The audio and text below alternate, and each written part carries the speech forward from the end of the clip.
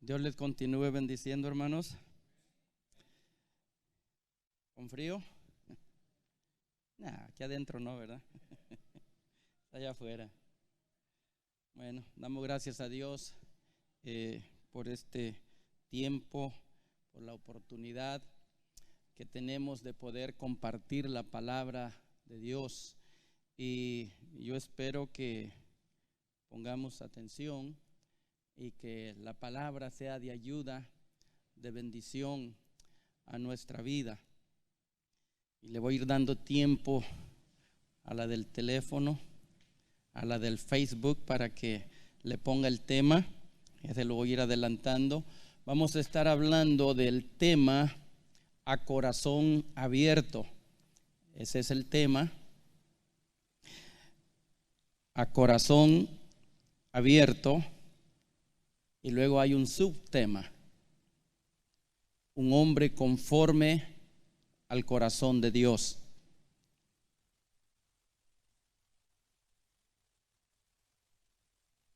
Y por esta ocasión vamos a estar leyendo Éxodo. Vaya buscando Éxodo capítulo 3,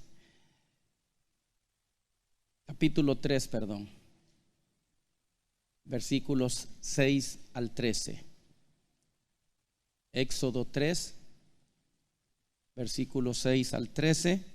Y mientras usted lo busca, hacemos una oración y damos inicio. Padre, gracias en esta noche por cada hermano y hermana que se ha hecho presente en esta noche para escuchar tu palabra. Vamos a iniciar esta enseñanza y te rogamos que tú, Señor, seas el que ponga en nuestro corazón, en nuestros labios, la palabra que quieres que se hable, que se vaya hablando en cada enseñanza, y que tu pueblo pueda atesorarla, Señor, que tu pueblo la pueda sostener en su corazón, pero también ponerla por obra.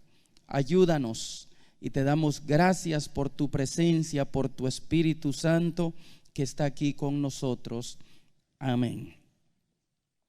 Muy bien, Éxodo capítulo 3.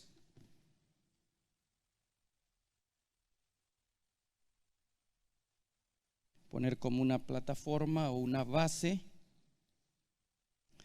a esta enseñanza, y vamos a ir viendo diferentes escrituras con el paso de los días. No va a ser esta la única.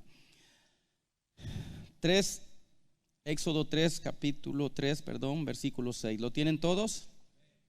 Amén. Dice de la siguiente manera: y dijo: yo soy el Dios de tu padre, Dios de Abraham, Dios de Isaac y Dios de Jacob.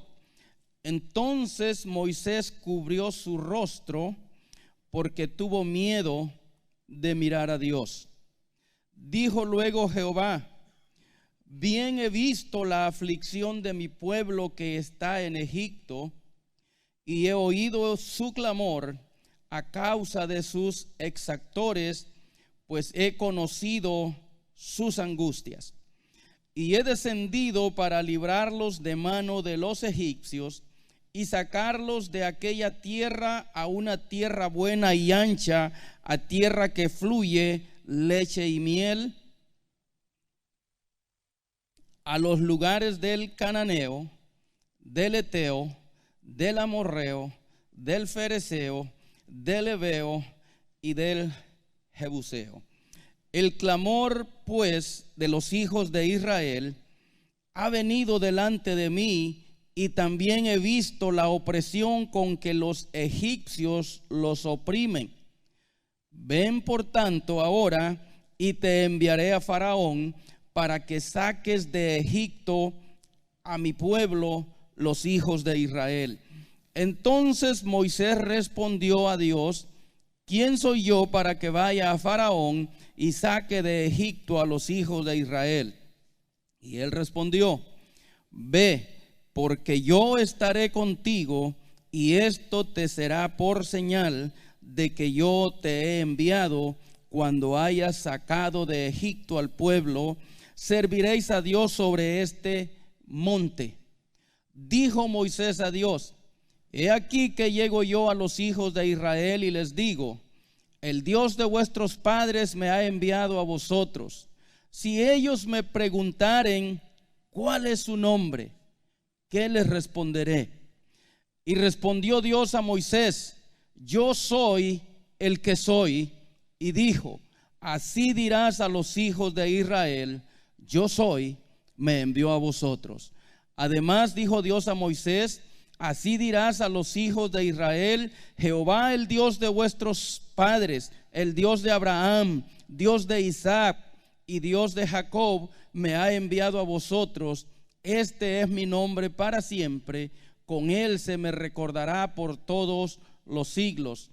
Ve y reúne a los ancianos de Israel y diles: Jehová, el Dios de vuestros padres, el Dios de Abraham, de Isaac y de Jacob, me apareció diciendo: en verdad os he visitado y he visto lo que os hace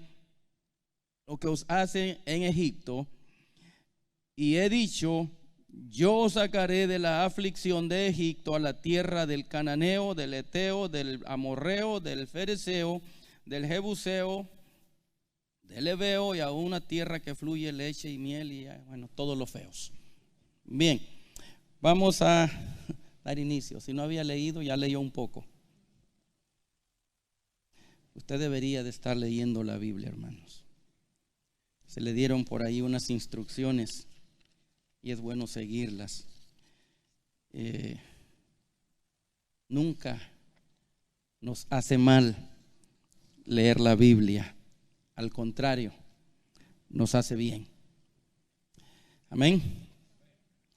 Bien, el tema: a corazón abierto. Y podemos preguntar: ¿por qué a corazón abierto? Amados hermanos, Dios nos descubrió su corazón. Él abrió su corazón y lo mostró, o lo podemos ver en la manera en que nos amó, en cómo nos buscó y cómo envió a su Hijo.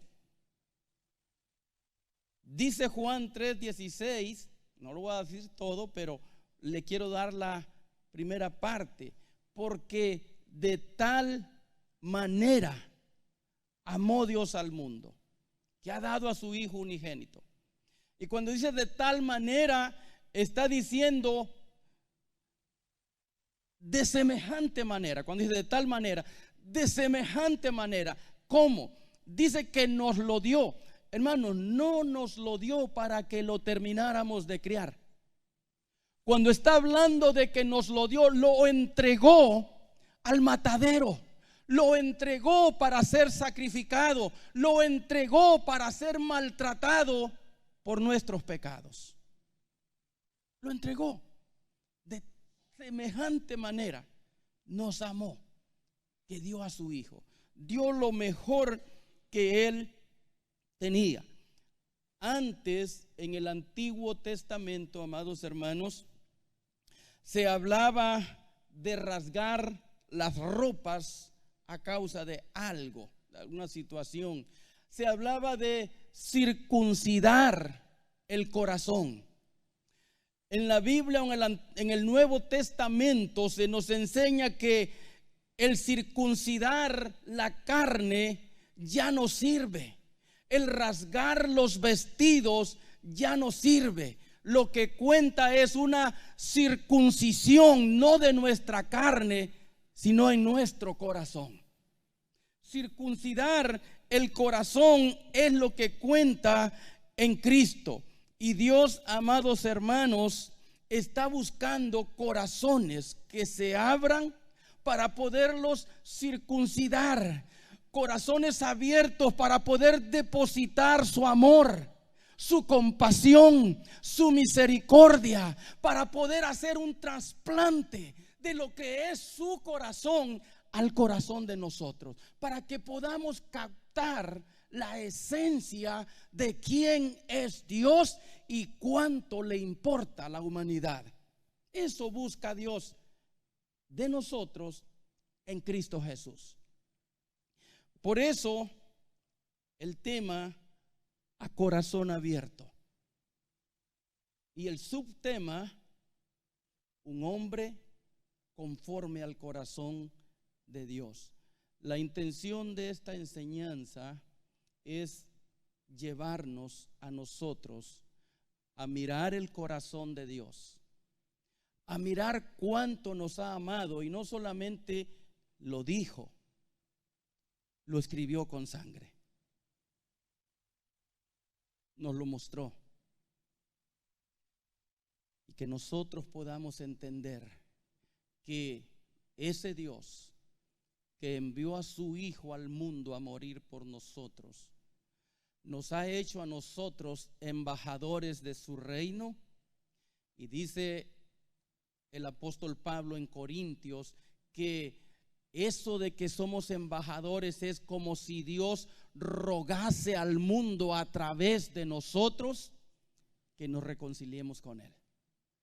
Nos encargó el ministerio de la reconciliación. Pero para eso, hermanos, necesitamos entender el propósito de Dios. ¿Por qué soy salvo? ¿Por qué vino por mí? ¿Por qué me rescató? Y ojalá que podamos abrir nuestro corazón y dejar que Dios haga en nosotros lo que Él quiere hacer. Bien, con eso dicho, pues seguimos.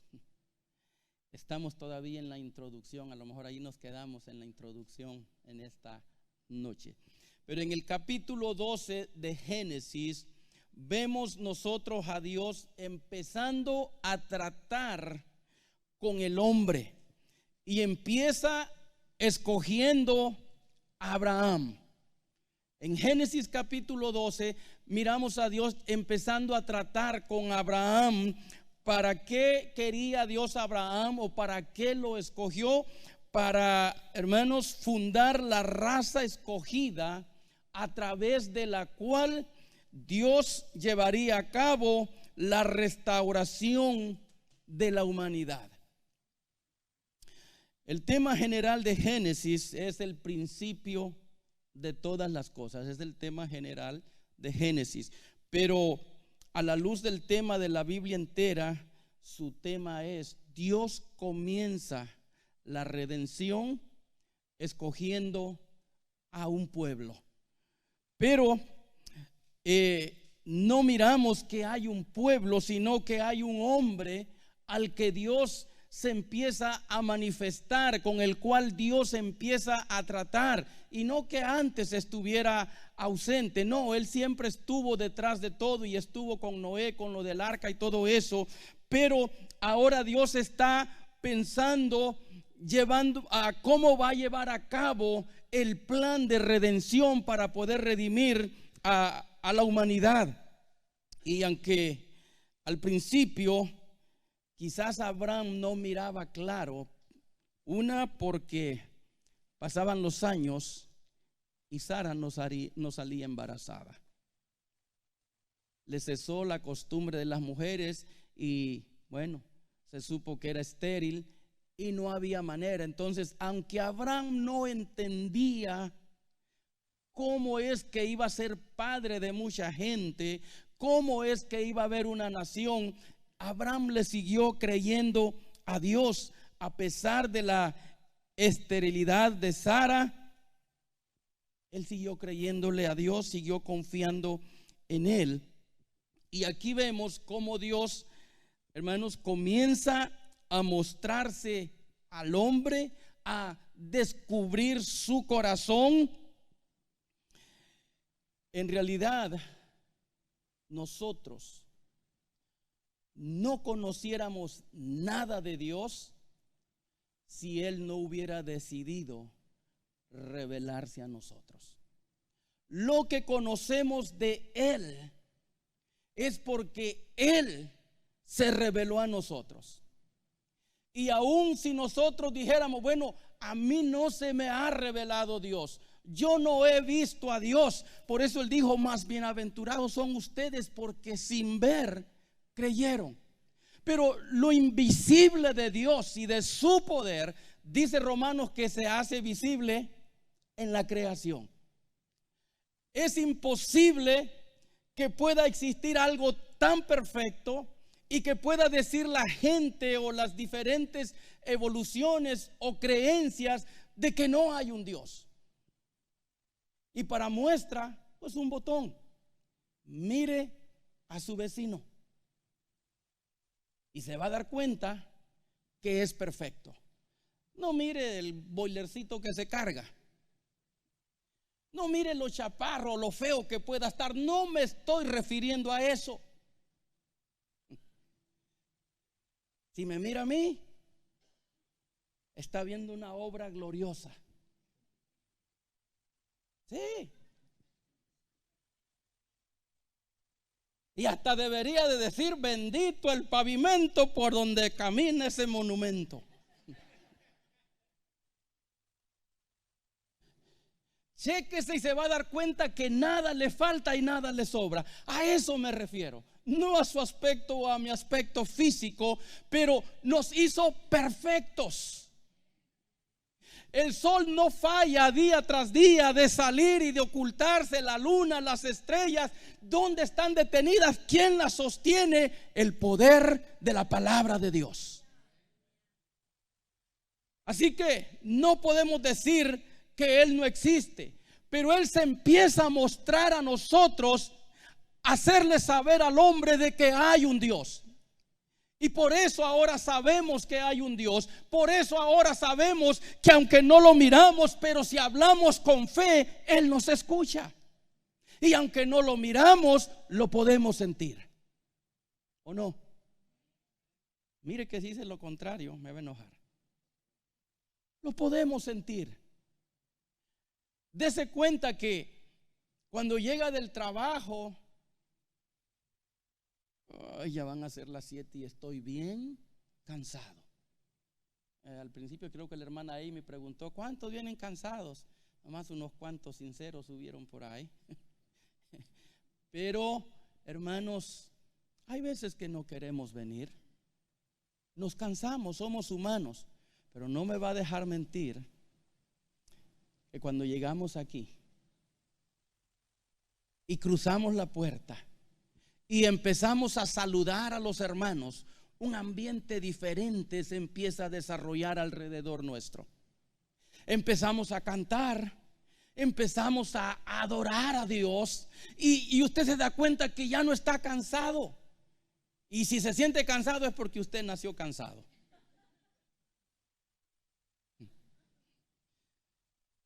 Pero nos damos cuenta que hay un Dios, hay algo. ¿Por qué me siento diferente? Porque hay un Dios que está al tanto de sus hijos.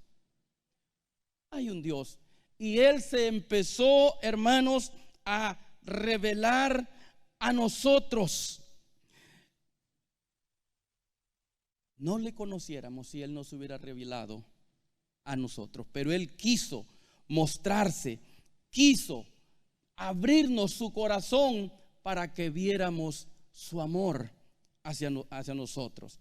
Después de tratar con Abraham, o después de cierto trato, Dios le pidió a Abraham salir de su tierra, de su parentela, salir de aquel lugar para ir a la tierra que Él le mostraría. Le prometió una descendencia, una tierra buena y una grande nación. Y aunque Abraham, hermanos, vivió como forastero, como peregrino en esa tierra de Canaán, no obstante, Dios le dijo: la voy a dar a tu descendencia. Aunque también quiero que sepas que van a ser esclavizados primero, pero de allá yo los voy a sacar y les voy a introducir en esa tierra que te he prometido. Dios se lo dijo a Abraham. Y Abraham pudo haber dicho: esclavos. A veces no entendemos nosotros los propósitos de Dios, los caminos de Dios, los misterios de Dios, cómo Él obra. Y si usted hace memoria o piensa un poco en cómo usted era antes de venir a Cristo, quizás usted se vino de su país pensando en otras cosas, pensando en venir a hacer dinero, pensando en venir a casarse con una americana, con un americano, qué sé yo, los pensamientos cochinos que usted tenía. Pero todos teníamos diferentes pensamientos. Y llegamos aquí y acá conocimos a Dios. Si yo me quedo allá de donde vengo, a lo mejor no le sirviera a Dios, porque yo tenía otros planes, pero Él tenía otros. Y a veces no entendemos cómo actúa Dios, pero Abraham, aunque le dijo, tu descendencia va a ser esclava en Egipto, va a ser esclavizada, Abraham le siguió creyendo a Dios. Y no me voy a meter tanto ahí, porque necesitamos entrarle al tema. Pero, amados hermanos, en base a lo que leímos, nos damos cuenta que Dios había estado preparando a Moisés en silencio, sin que Moisés se diera cuenta de lo que Dios estaba haciendo. Y haga memoria otra vez, piense cómo fue su infancia, cómo fue su vida, y a lo mejor se da cuenta que desde allá Dios le estaba preparando para algo. No crea que los azotes, los balazos, los garrotazos no fueron en vano. Nada pasa desapercibido para Dios. Nada. Entonces Dios había estado preparando a Moisés sin que él se diera cuenta. Y cuando Dios lo consideró oportuno, lo llamó, lo atrajo hacia él por medio de aquella zarza ardiendo. ¿Se acuerda? Sí. Moisés había tratado de liberar a Israel 40 años atrás o antes de que se encontrara con Dios en la zarza. Pero salió huyendo porque mató a un egipcio. Se vino y llegó al desierto de Madián. Y ahí estuvo 40 años. Y mientras cuidaba las chivas de su suegro, Dios lo estaba preparando sin que Moisés se diera cuenta. Y andando en el desierto vemos que él va caminando, mira la zarza ardiendo, y eso no era nada increíble, el que una zarza estuviera ardiendo. Lo increíble o lo que llamó la atención de Moisés es que la zarza no se consumía. Y conoce la historia cómo él se acerca a mirar aquella zarza. Lo leímos que dice que tuvo temor de ver a Dios. Pero Dios se acerca y sigue hablando con Moisés. Ahora, hermanos, mire, después aquí vamos a decir de siglos de esclavitud del pueblo, cuando quizás tanto ellos como Moisés, supondríamos, habían perdido las esperanzas de redención. Es cuando Dios aparece. Cuando menos lo esperamos. Cuando creemos que no hay remedio. Cuando creemos que Él no está. Siempre, hermanos, he entendido esto. Bueno, después de un tiempo de cosas lo entendí. Déjeme lo pongo de esa manera. Que cuando más sumergidos estamos en las luchas y en las pruebas, más cerca estamos de ver la gloria de Dios. Él siempre está presente, siempre está ahí. Y por lo que leímos, nos damos cuenta de que Dios, punto número 1, está al tanto de lo que le sucede a sus hijos. ¿Por qué lo digo? Porque Él vio la aflicción de su pueblo. La miró. Dios la miró. Y aunque parecía que no, Dios había estado observando de cerca a su pueblo. Lo había estado observando, aunque el pueblo no se diera cuenta. Dios lo había estado observando de cerca. el original hebreo dice, viendo u observando, dice Dios, he visto meticulosamente y con todo detalle. He visto. Y lo que he visto afecta mi corazón. Esa es la expresión de Dios del original hebreo. Lo que le están haciendo a mi pueblo, la opresión que hay sobre ellos, las lágrimas que han derramado, la angustia que han tenido, ha afectado mi corazón. El dolor, la angustia que usted y yo podamos tener en esta tierra afecta el corazón de Dios. Y ese es el cuidado que debemos tener, amados hermanos, en el trato con nuestros hermanos en la fe. Porque Él observa de cerca la aflicción de los suyos. He visto, y lo que he visto afecta mi corazón.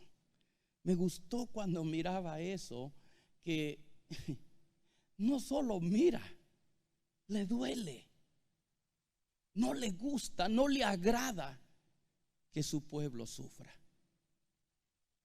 Y es la expresión que Él hace, afecta mi corazón. Así que Dios vio la aflicción de su pueblo a causa de sus exactores, a causa de la opresión que le estaba haciendo el pueblo de Israel, de Egipto.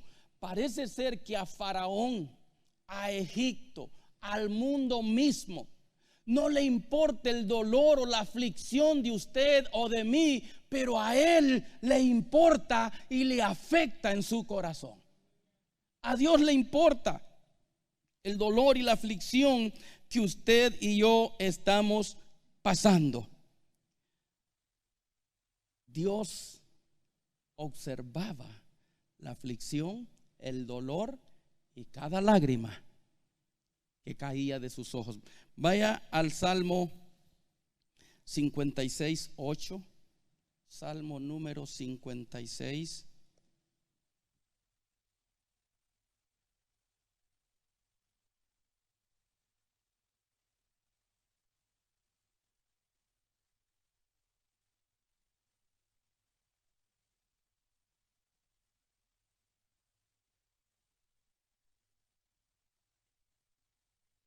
¿Lo tiene?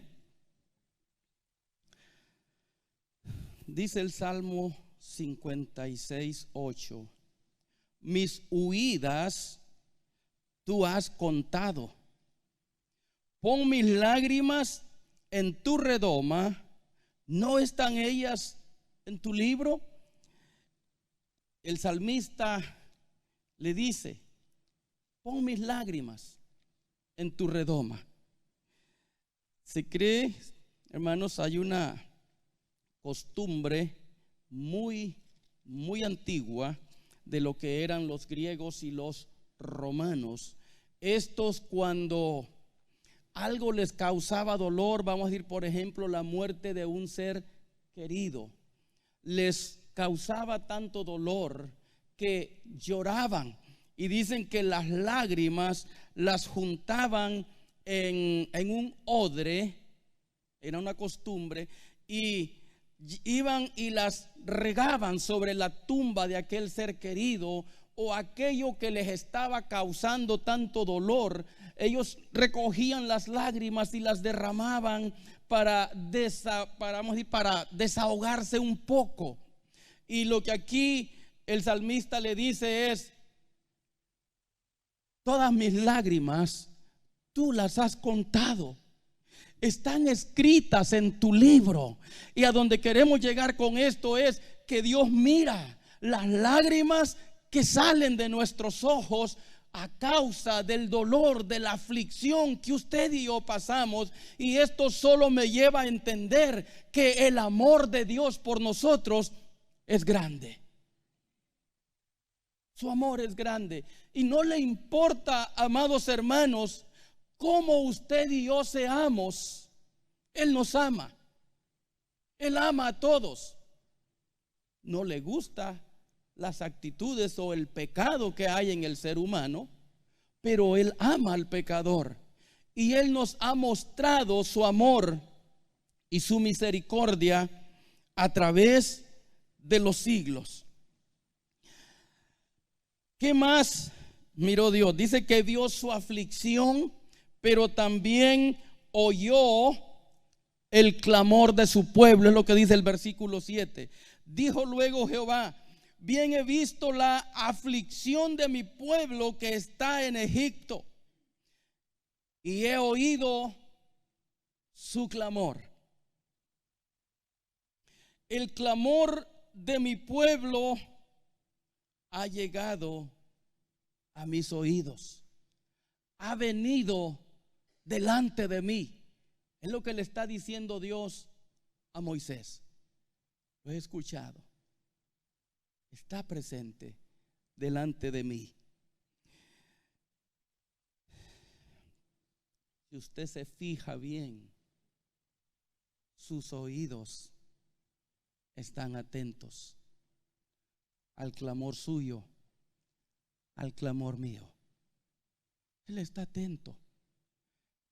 Él escucha cuando hablamos. A veces nosotros somos un poco despistados y no ponemos atención a todo lo que se nos dice. ¿Verdad que sí? Si pusiéramos atención a todo lo que se nos dice, hermanos, ya andaríamos con alitas por ahí volando, bien santificados, bien obedientes, bien diligentes en el trabajo del Señor. Pero no siempre ponemos atención. Y no se sienta mal, nos pasa a todos. No logramos captar todo. Pero Él dice que ha escuchado el clamor, que su oído está atento. Y yo quiero pedirle que usted mire el corazón de Dios, que nunca está ausente o alejado de nuestra situación. Él no lo está. Él está cerca. A veces pensamos que Él no está, pero Él está. Él está ahí, amados hermanos. Y miro otra más, sigamos leyendo ese versículo. Dice: he oído su clamor a causa de sus exactores, pues he conocido sus angustias. Había angustia en el pueblo y Dios estaba al tanto de esas angustias. Era tanta la opresión que el pueblo vivía angustiado, vivía en una intranquilidad. No había reposo, amados hermanos. Era una angustia que afectaba en muchos aspectos. Era un sufrimiento mental, incluso de tristeza, relacionado también con el temor. Estaba oprimido y Dios estaba mirando todas esas cosas. Entonces Él está hablándole y explicándole a Moisés lo que Él estaba mirando, lo que Él había estado observando. Y al mirar todo esto, Él descendió, y es lo que le dice a Moisés, el versículo 8 al 10. Dios descendió para librar a su pueblo de la esclavitud. Había descendido para librarlos, para sacarlos de Egipto y asentarlos en aquella tierra que Él le había prometido a Abraham. Dios había hecho una promesa y Dios es fiel a sus promesas. Estas pueden tardar, puede que sucedan pronto, pero cuando Dios promete algo, Dios lo cumple. Usted y yo a veces hacemos promesas, pero si somos honestos, no siempre tenemos la capacidad de cumplir esas promesas. ¿Sí? ¿Ha hecho promesas que en el fondo sabe que no está seguro si va a cumplir? Oh, no, yo voy a estar contigo siempre, como si la vida la tenemos comprada o asegurada. Puede ser que tenga un seguro de vida, pero eso no quiere decir que va a estar aquí, que va a ser una momia de la eternidad. No tenemos la capacidad para cumplir lo que prometemos, pero Dios sí tiene esa capacidad de cumplir todo cuanto promete. Él le dice: yo voy a sacar al pueblo y lo voy a asentar, lo voy a poner en una tierra ancha que fluye leche y miel. Y podemos decir, pues no cree que mintió, porque Israel es un pedacito de tierra. Sí, no sé si sea más chiquito o más grande que El Salvador, pero el otro día estaba mirando ahí en el mapa y yo pensé que Cuba era más chiquito que El Salvador, y resulta que es al doble de grande que El Salvador. Y por eso le dicen el pulgarcito de América. Usted abre el mapa de Centroamérica y usted mira por ahí a Guatemala, Honduras, Nicaragua, Costa Rica, Panamá, y El Salvador, ¿dónde está? Si parpadea se lo pierde, porque hay que ponerle el zoom, y ya entonces aparece el puntito. Pero no los busque a problemas, porque son peleoneros los salvadoreños. Si no, pregúntele a los hondureños, pregúntele a Rachid, pregúntele cómo le fue por allá en los 70, Rachid, por ahí, ¿verdad? Pregúntele a Rachid, no me pregunte a mí, porque a lo mejor yo le miento, pero Rachid le va a decir la verdad, cómo le fue a Honduras con El Salvador. Y al resto de los hondureños que hayan por aquí, con todo respeto. Pero Israel es chiquitito también. ¿Por qué dice una tierra? Bueno, si lo comparamos con Gosén, que es donde vivían en Egipto, claro, Israel era mucho más grande que Gosén, y es lo que Dios les está diciendo: yo los voy a asentar en esa tierra. Así que si usted observa el corazón de Dios, amados hermanos, Él descendió a buscar a su pueblo. Y más adelante vamos a ir mirando, porque esto es bastante parecido a lo que sucedió años después con Jesucristo, pero eso vamos a hablar más adelante. Así que Él descendió y actuó en favor de su pueblo. También prometió guiar a su pueblo hacia una tierra que fluía leche y miel, donde cambiarían la esclavitud por la libertad, la pobreza por la abundancia, y ese temor, esa angustia que tenían, por una paz, por una tranquilidad que solamente Él puede dar. Les iba a dar descanso. Bien, pero amados hermanos, estamos viendo, este pueblo necesitaba alguien que lo sacara, que lo guiara. Y siempre Dios usa o necesita, vamos a decir, a un ser humano, a un hombre, para socorrer al hombre. Y no que Dios no pueda hacerlo por sí mismo, claro que puede, pero en este caso este pueblo necesitaría un guía, necesitaría alguien a quien Dios pudiera comunicarle su ley o sus planes, para que éste a su vez se los comunicara al pueblo. Y ese hombre que escogió Dios fue Moisés para dirigir esta empresa. Así que el versículo de 9 y 10 que nos dice: el clamor pues de los hijos de Israel ha venido delante de mí, y también he visto la opresión con que los egipcios los oprimen. Ven por tanto ahora, y te enviaré a Faraón para que saques de Egipto a mi pueblo, los hijos de Israel. Dios escogió a Moisés para poder sacar a este pueblo y guiarlo desde Egipto a la tierra prometida. Moisés es enviado al pueblo no solo como profeta, pero también como embajador para tratar con Faraón el asunto de dejar salir a su pueblo de Egipto.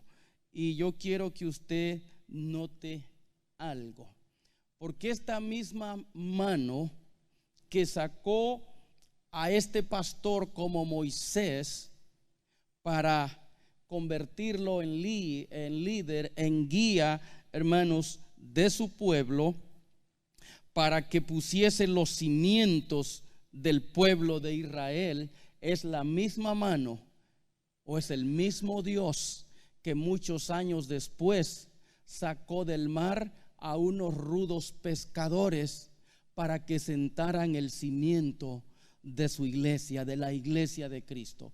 Y de todas estas cosas vamos a estar hablando más adelante, pero estamos tratando de sentar una base de que usted mire cómo Dios se movió para su pueblo. Fue a terminar en Egipto, y algunos dicen que fueron esclavos 430 años. Incluso lo he leído de comentaristas que dicen que fueron esclavos 430 años, y eso no es así. Sí es verdad que estuvieron 430 años en Egipto, pero no fueron esclavos todo ese tiempo. ¿Estará de acuerdo conmigo? Bueno, por si tiene dudas,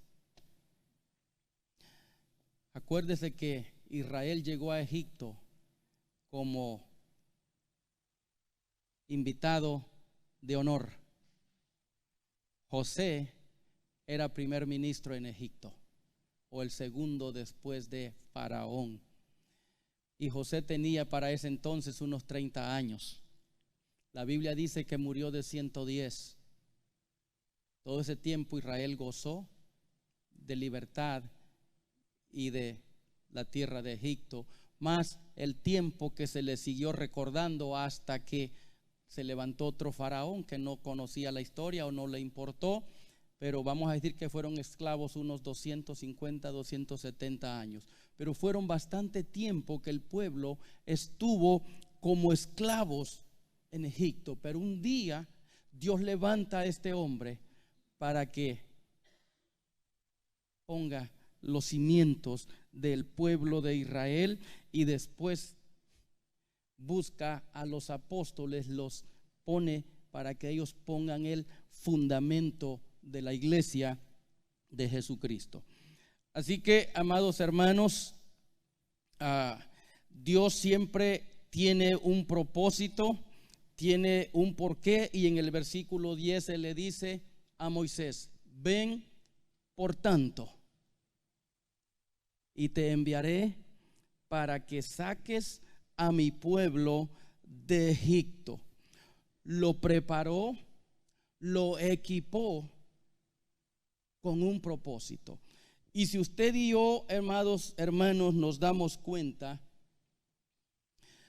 Dios tiene siempre ese propósito. Él miró la aflicción de su pueblo, miró el dolor, miró la angustia, miró la aflicción. Ven, por tanto, le dice a Moisés, y yo te voy a enviar para que saques a mi pueblo. Y ahorita vamos a ver también las objeciones de Moisés. Pero yo quiero que usted mire esto, que así como él sacó a Moisés o levantó a Moisés para ir y sacar a su pueblo de Egipto, ha hecho lo mismo con nosotros.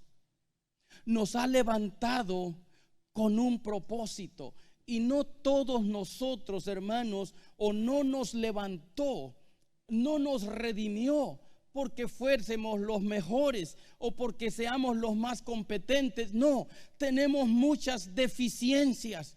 No calificábamos, no estábamos aptos, no éramos personas, vamos a decir, preparadas, o que tuviéramos mucho amor, o que tuviéramos mucha compasión, o que tuviéramos mucha misericordia. Pero Él lo hizo porque nos conoce y porque sabe la capacidad que tenemos en sí dentro de nosotros. No nos mira como somos, sino cómo vamos a ser después en las manos de Él. No mira lo cobarde o lo faltosos que somos, mira lo que vamos a hacer después. Dios mira hacia adelante, mira aquello que otros no pueden ver. Con muchos de ustedes se equivocó la gente, o con muchos de nosotros. ¿Usted cree que su suegra lo quería al principio? Vaya y pregúntele y se va a dar cuenta. Quizás nunca se lo ha dicho. Pero su suegra no lo quería, por vago que usted era. Usted, yo no. Todos éramos unos buenos para nada. Pero Dios, amados hermanos, no se equivoca. Dios no se equivoca en lo absoluto. Preparó, equipó a Moisés.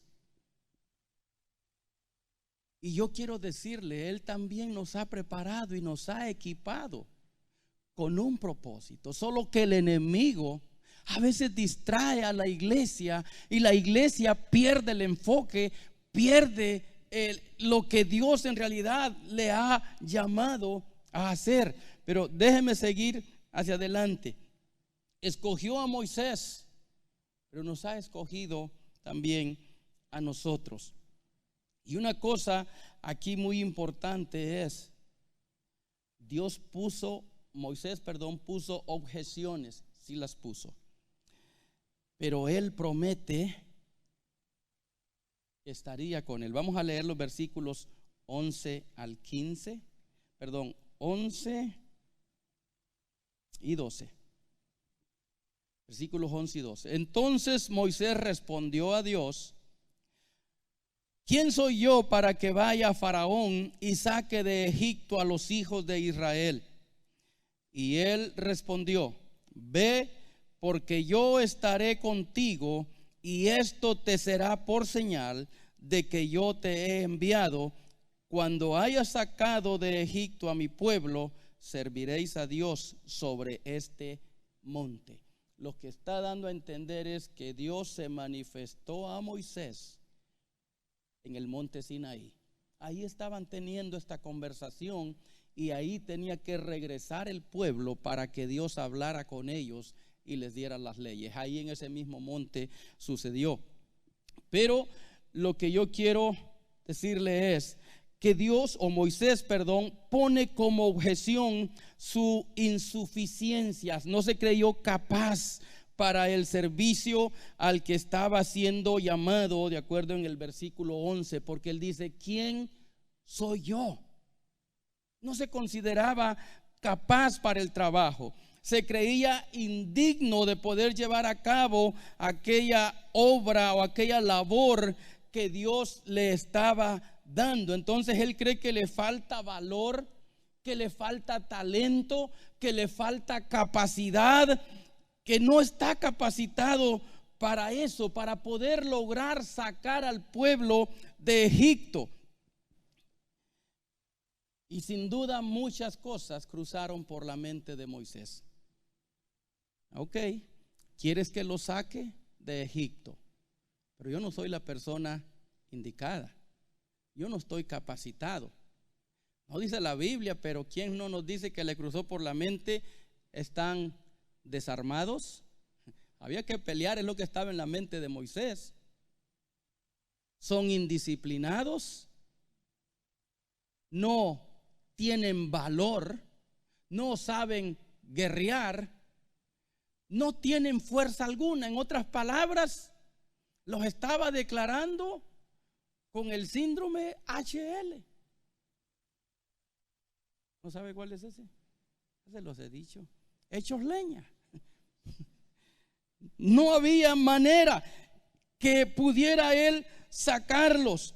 Pero amados hermanos, aunque usted y yo pongamos objeciones, aunque usted y yo pensemos que no estamos capacitados, Dios jamás se equivoca. Usted y yo nos equivocamos, pero Dios jamás se equivoca. Y el asunto es que a veces nosotros pensamos que no somos capaces o competentes. Usted habla con la gente allá afuera y la gente, ¿qué es lo que dice? No estoy preparado. ¿No le han dicho eso? No, yo no creo que pueda. No quiero ser hipócrita. Yo sé cómo soy y no voy a poder. Pero lo que no están contando o tomando en cuenta es que no es como yo sea, cómo me sienta o qué capacidad tengo, sino lo que Dios es y lo que Dios puede hacer cuando usted y yo nos ponemos en sus manos, porque nuestra suficiencia, nuestra capacidad, hermanos, no depende de nosotros. Nuestra competencia depende de Dios. Vamos a mirar en el libro de Corintios, segunda de Corintios 3:4.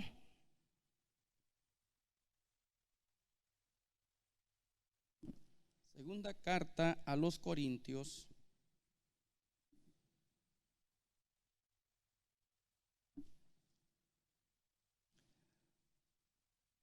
capítulo 3, versículos 4 al 6.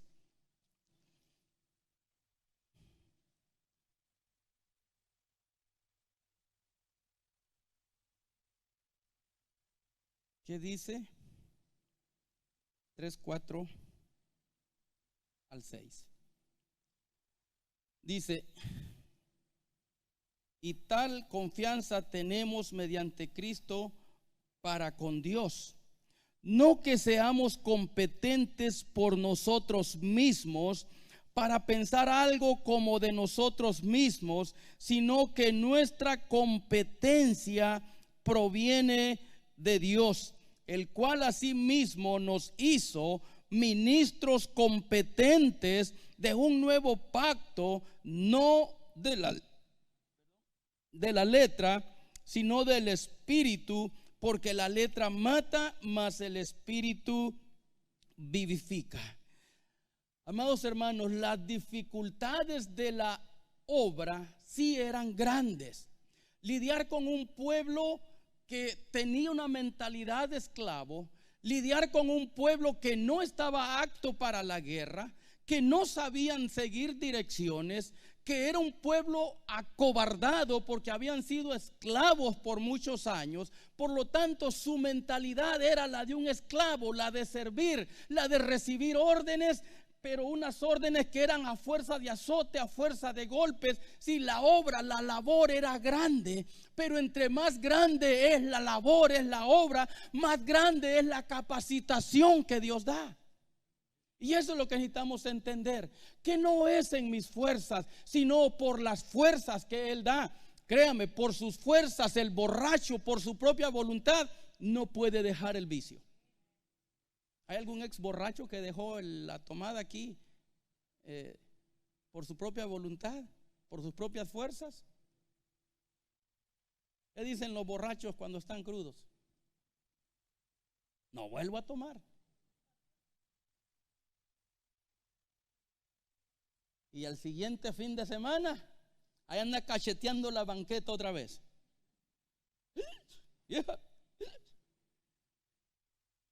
Llegaba a la casa, ¿se acuerda? Y de repente sentía que se le apagaban las luces. El cacerolazo que le dio la vieja. No lo vuelvo a hacer. Al siguiente fin de semana se juntaba con los amigos y otra vez. Conozco mucha gente así. Gracias a Dios yo tuve con una me emborraché y no me fue nada bien. Jovencillo, tenía 19 años. Y gracias a Dios nunca más volví a tomar. A los 20 años le entregué mi corazón a Cristo. Cuando por accidente me tomo una gota de alcohol, mi estómago parece que arde por dentro. Una vez, soy así de repente medio inocentón. Fui con mi hermano, el más chico que yo, a comer. Y fue él con su mujer. ya estoy hablando de unos 20 años atrás quizás, y él pidió una margarita, y su esposa o su mujer, no era su esposa, pidió también una margarita. ¿Las conoce? ¿Las margaritas? Y algunos días aquí está la hermana Margarita, no. Yo me confié, Margarita se llamaba mi difunta esposa. Y no, las margaritas son buenas, pedí una margarita también. Y mi hermano se me quedó mirando y no me dijo nada. Probé la margarita, donde me cayó en el estómago, sentí que me revolvió todo. Y le dije, ¿qué es esto? Y dice, pues es una margarita. Sí, ya sé que es una margarita, pero ¿qué tiene? No, pues ese alcohol. ¿Y por qué no me dijiste?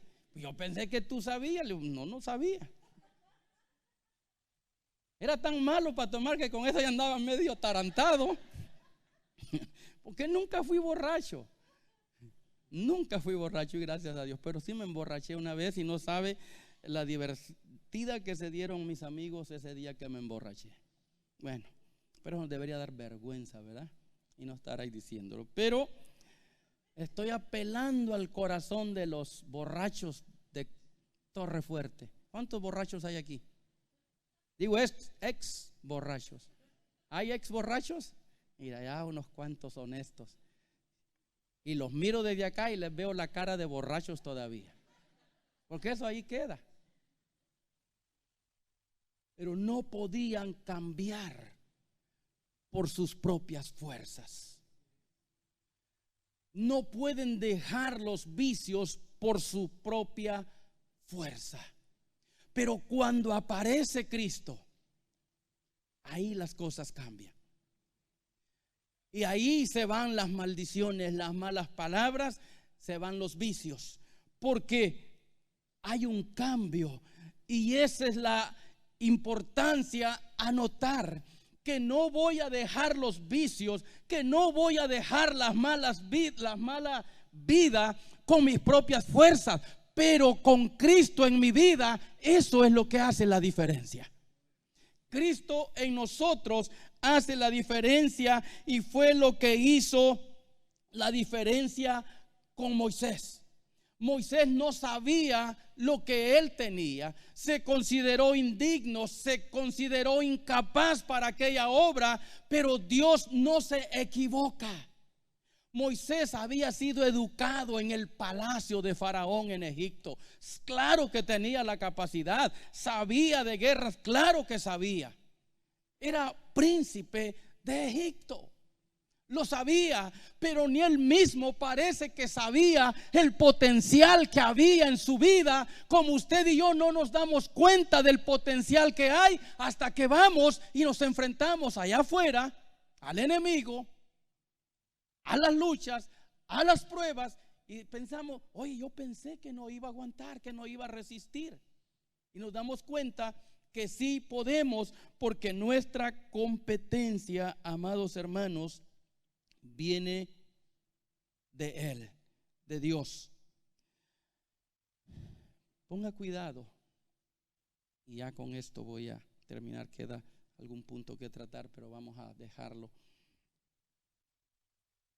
Ponga cuidado, hermano, porque Él nos ha redimido con un propósito.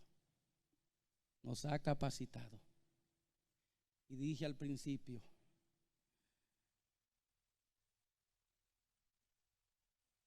descubriendo o a corazón abierto, Él ha abierto su corazón a nosotros. Nos ha mostrado su amor. Miró de cerca las aflicciones de su pueblo. Miró de cerca el clamor, la angustia. Ha mirado las suyas, ha mirado las mías. Y eso de que dice Pablo que somos embajadores de Cristo, nos está diciendo que somos representantes de Dios en esta tierra. Y que hay un ministerio que se nos ha encargado. Aquellos apóstoles, aquellos hombres humildes pescadores, ordinarios como eran, Él los pulió y de ser hombres ordinarios los convirtió en hombres extraordinarios con un propósito. Y aquellos hombres hicieron su labor, cumplieron con lo que les encargó de llevar el evangelio por toda la tierra. Y gracias a ellos el evangelio llegó hasta nosotros. Pero esto, amados hermanos, es algo que se ha venido pasando de generación en generación, y cada generación, cada persona, esta época que usted y yo estamos viviendo, somos responsables de administrar el tiempo que nos ha tocado vivir. La Biblia habla de dispensaciones y están muchas dispensaciones terminando en la dispensación de la gracia. Pero cuando hablamos de dispensación, estamos hablando de, esto deriva de una palabra griega que se llama oikonomía, que significa administrar una casa o unos bienes. En este caso, lo que usted y yo estamos administrando es el tiempo que nos ha tocado vivir. Cada generación es responsable de administrar ese tiempo. Y el pastor lo ha venido diciendo y lo dice siempre. No quita la mano de ahí, el dedo del renglón. Es terco. Y lo digo con respeto, como debe ser. ¿Qué es lo que nos está diciendo? Lean la Biblia, estudien. Bueno, pero fue más allá a principios de año. ¿Qué dijo? Ahí está una tarjetita, póngale el nombre de aquellas personas que usted va a visitar en estos 4 meses que no vamos a salir a evangelizar por causa del frío. Creo que algo así dijo, ¿verdad? Sí, me acuerdo. Ahora, como él dijo, esos nombres que puso, ya fuimos a visitar a esas personas. Resulta que yo mentí. Ya si yo sabía que era un mentiroso. Bueno, déjeme terminar. Puse un nombre y terminamos visitando a otros. Porque los que están en el nombre estoy esperando algo. Esos no van a llegar de otra manera más que con comida. Y quiero hacer unas fajitas, pero ha estado frío y hemos estado ocupados en otras cosas. Pero hermanos, somos responsables de administrar ese tiempo. Y Jesucristo no está presente, vamos a decir físicamente. Y no que estén, sí, estoy hablando físicamente. Los apóstoles tampoco están aquí. Y no están aquellos sucesores inmediatos, pero usted y yo estamos aquí.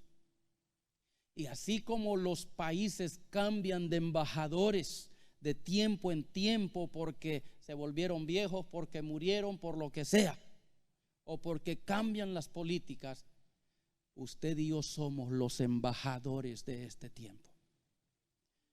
Y yo le digo, lo que estamos tratando es llevarlo con estas clases a que usted abra su corazón, vaya poniéndose de pie y que le permitamos a Dios que Él pueda inyectar en nosotros